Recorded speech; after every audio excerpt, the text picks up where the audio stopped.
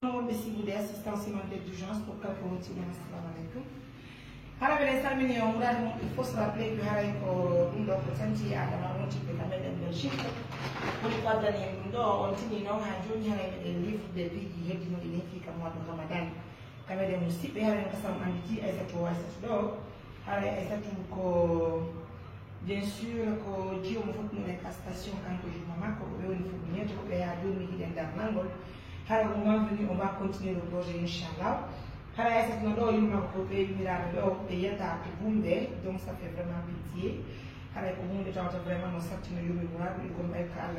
n'a pas le choix. De toute façon, nous disons qu'un merci à nos partenaires de confiance.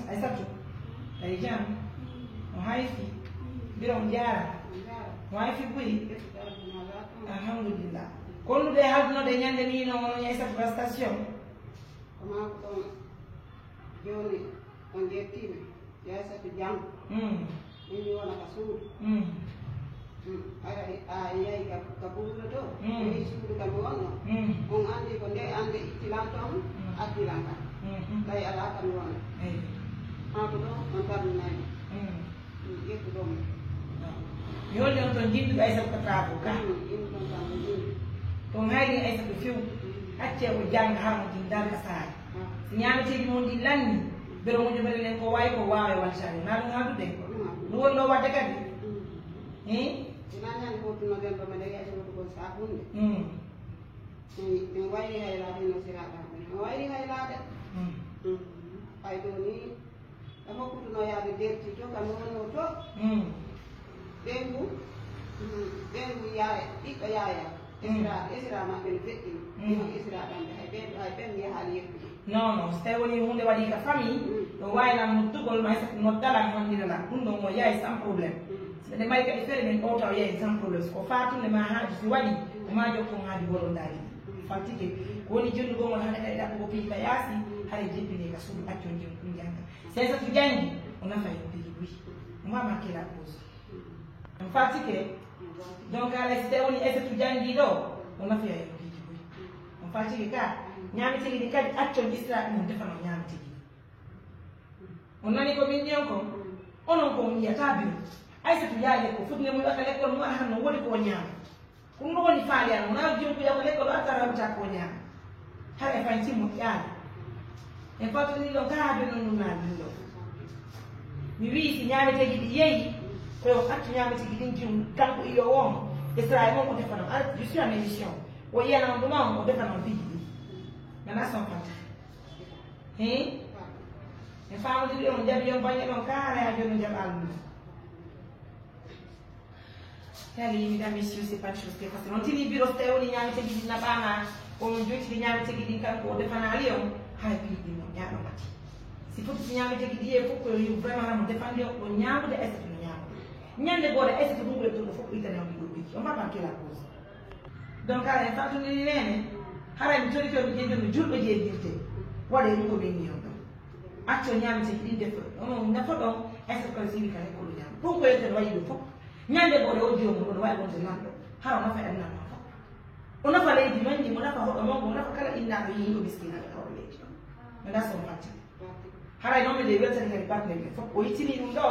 et en même temps aussi au profit de l'occasion je vous dis encore si Aïssata la petite là elle me fait tellement pitié moi-même je ne sais pas pourquoi franchement et pour la petite histoire en fait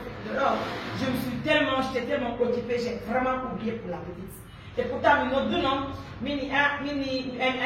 mi lemte ñaamtigi ɗiɗal naali mini joni en toute sincérité mi joni Aïssatou mini nden simi arti par ce que la yaade nokku ko simi arti et aro mi sooda joni cima juude di nani elle a andi vraiment Aïssatou aussi c'est une petite elle a besoin de faire une vie vous comprenez elle est comme nos enfants et elle est très fort malheureusement mi yeggiti ɓe noddiram jaminas ko dabla mi yeeso garfir mi yeeyi min simi arti mi nodditeɓe mi arane sojude malheureusement mi yeggiti faut que hekki andi la ƴiwde dana min Aïssatou kam hoore lawol ce là j'ai fendu mi wawali jeurgol la ɗum jangi en toute sincérité mi landi mo ino yam ɗano mo heɓami toon ci julde donc Aïssatou je te présente mes excuses nani d'accord je suis vraiment désolée en toute sincérité mi yeggoutu complètement franchement ma yiɗa andi voilà tu es ma fille hein, franchement nani c'est un jour de nan ñameteji mo ɗimi nani ino Maroc, ino Népal, ino Passalia, ino Lobedian, ino Ndokokonani. Donc, je vais inviter les partenaires fighting. Mais voilà, tu as la vidéo parce que vous dites parce que nous avons dit que nous avons fighting à l'horizon. Alors, nous avons des fighting l'image du dos. Ko bay ko ko partenaire woni addu ko an si partenaire be addi men hollade ko to pigi di yaari wobbe go no jodi di habiti bonnay golle kidi hara men joni ben don gonga e hol picce hay ko batti do wala ko do diri atuma o men holla yimbe ko yimbe nabe pigi nani hara ko batti no stay woni ko bi wonno wadde e hala andi ala ko lan jola baw no la state to ko dimanche men partenaire be to vraiment ko mamen holla be seyde gidi hara ma joni nani baccio émission no kana wasa partenaire de gono wayde joni kana kada dañu dépenser lewu hara ko ɓe wondiri ɓurɓe soɗo ma fewga suudu e sabunde ko nandi e mum hara kadi mi hewtino inchallah nayi tatu ɗum ɗo fof ko fiya janggo ko fiya janggo wattiɗoɗa jangga nafama woni wattiɗoɗa jangga hande a wowti l'école a wowti l'école o moƴƴano hande hiɗa hiɗi école o alhamdoulillahi rabbil alamin yo allah nawr l'école o yeeso nani wattiɗoɗa jangga moƴƴa nayi tatu a nani a jaaɓi moƴƴa awa nani seeda e wullugol usnata hey wami inni en fait elle a tellement de là c'est pas une chose qui est facile. Mesdames, messieurs, je vous dis grand merci de la confiance et nous on appelle un taximètre qui va déposer Nene et Esther à la maison et puis voici le manger de Esther et à sa maman et d'ailleurs eux tous là-bas. Inch'Allah, je vous invite de les aider de plus. Encore une fois de plus, assistance immédiate d'urgence. Vous dis grand merci de l'attention, de la fidélité, mesdames, messieurs. Et c'est tout. Alerte de Johnny, je pense qu'on va retirer l'émission, mesdames, messieurs. Encore une fois de plus, je vous dis grand merci de la confiance. En tout cas, je vous invite de nous aider aussi à avoir un petit montant pour cette famille. On est déjà géré le montant pour les petits besoins de la famille. En tout cas, nous disons grand merci. Prenez bien soin de vos dons, assistance immédiate d'urgence. Au revoir.